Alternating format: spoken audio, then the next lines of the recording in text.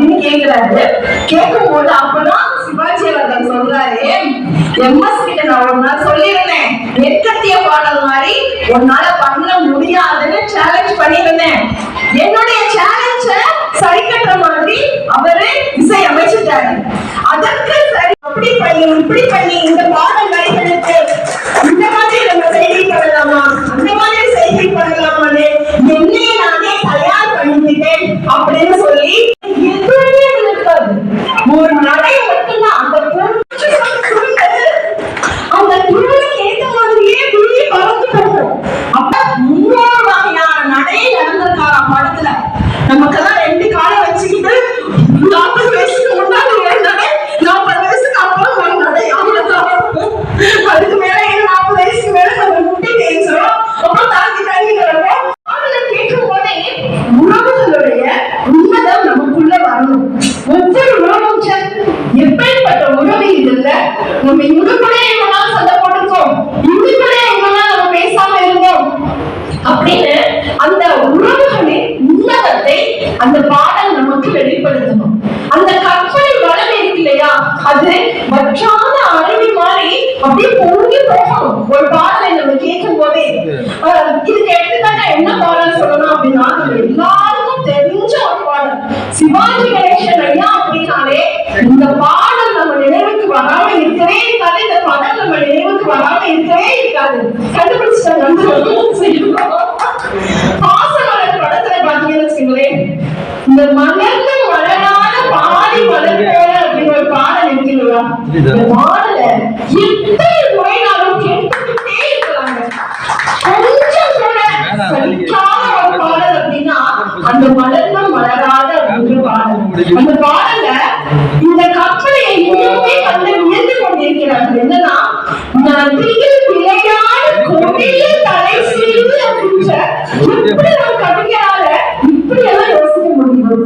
நதியில் விளையாடி கொடியில் தலை சீவி அப்பா அப்படின்ற மாதிரி. அதே மாதிரி அந்த வைகை மலை கண்டு மதுரை மண் கண்டு அப்படின்ற மாதிரி அந்த வரிகளை எல்லாம் அப்படி பார்க்கும்போது மனசுக்குள்ள ஒரு பூரிப்பு.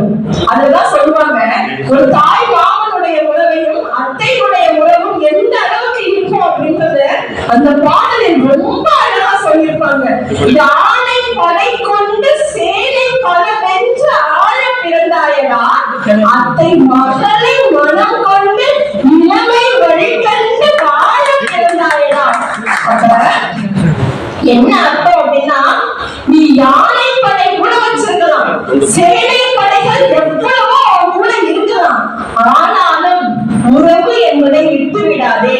நீ எவ்வளவு பெரிய நாட்டுக்கு வீரனாக ஆனாலும், எவ்வளவு பெரிய படைக்கு தலைவனாக ஆனாலும், என்னோட தங்கச்சி பொண்ணு உனக்காக காத்துக்கிட்டு இருக்கா, அவளை வளர்க்க வேண்டும் என்ற அத்தை உறவை மட்டும் விட்டு விடாதே அப்படின்னு யாருமே யோசிக்காதது அவ்வளவு அழகாக கொண்டு அந்த பாடல் வரிகள்ல சேர்த்திருப்பாங்க. அதே மாதிரி அந்த அம்மா பாடும்போது சொல்லுவாங்க, தங்க கடிகாரம் வைர மணியாரம் தந்து விலை பேசுவார், மாமன் தங்கை மகளான நங்கை உனக்காக இந்த உலகையே விலை பேசுவார்.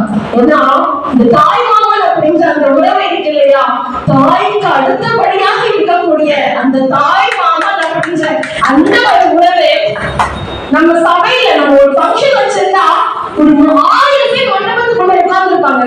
அதிகாரம் கொண்டு வருவாங்க, மணியாரம் கொண்டு வருவாங்க. அந்த சீருக்காக காத்து கொண்டிருக்கிற பெண்கள் நாங்கள் நிச்சயமா கிடையாது. நீங்க ஒரு கூடப்பட எடுத்துட்டு வந்தாலும் 100 ரூபாய் வந்து முறை செய்தாலும் அந்த தாய் மாமன் என்ற அந்த ஒரு உணவு இருக்கு பாத்தீங்களா, அந்த உணவுக்காகத்தான் நாங்கள் இயங்கிக் கொண்டிருக்கின்றோம். அந்த பிறந்த வீடும் புகுந்த வீடும் இருந்து போயிடக்கூடாது அப்படின்ற அந்த உறவுக்காகத்தான் இது எல்லாமே பாடல்கள் சொல்லியிருக்காங்க.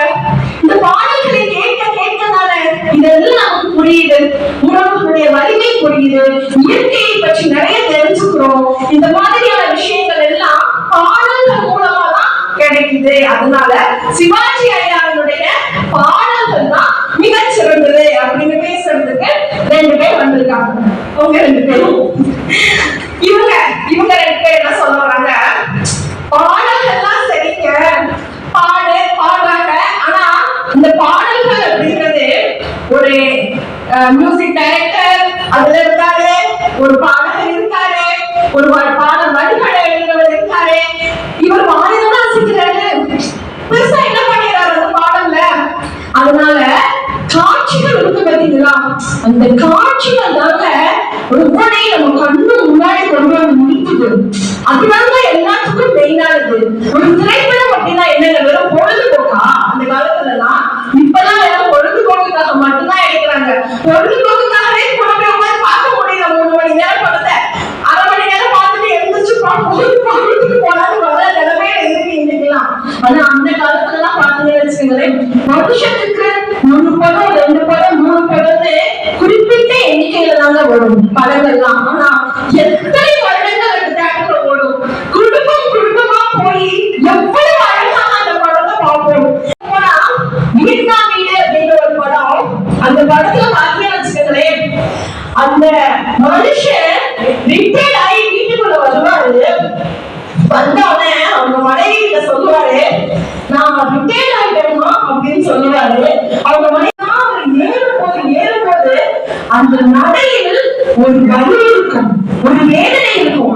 இன்னும் அடுத்து நம்ம என்ன செய்ய போறோம் அப்படின்ற அந்த ஒரு தவிர்ப்பு இருக்கும். ஆஹா, இவ்வளவு நாள் நம்ம ஒரு ராஜா மாதிரி சம்பளம் வாங்கிட்டு இருந்துட்டோமே, இனிமே நம்ம வாழ்க்கை எப்படி ஆக போறோம் அப்படின்ற அந்த ஒரு தவிர்ப்பும் வேதனையும் ஒரு கலக்கம்